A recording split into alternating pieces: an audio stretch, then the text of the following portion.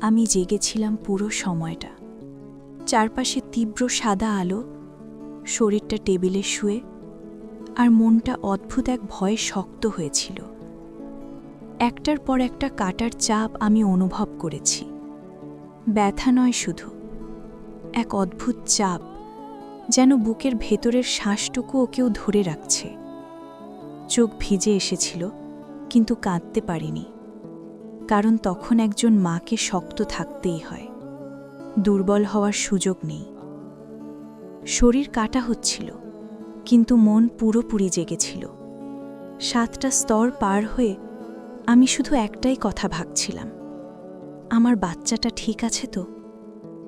সব শেষ হওয়ার পর সেলাই করা শরীর নিয়ে আমি শূন্য হয়ে গেছিলাম ভেতরে ভেতরে। ব্যথায় নড়াচড়া করাও কষ্টকর, তবু শুয়ে থাকার সুযোগ নেই। মা হলে বিশ্রাম বিলাসিতা হয়ে যায়।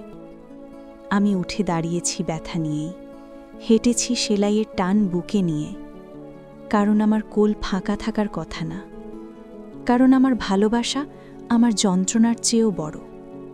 আমি ভেঙে পড়িনি, আমি টিকেছিলাম, নতুন করে বেঁচে উঠেছি, শুধু আমার সন্তানের জন্য।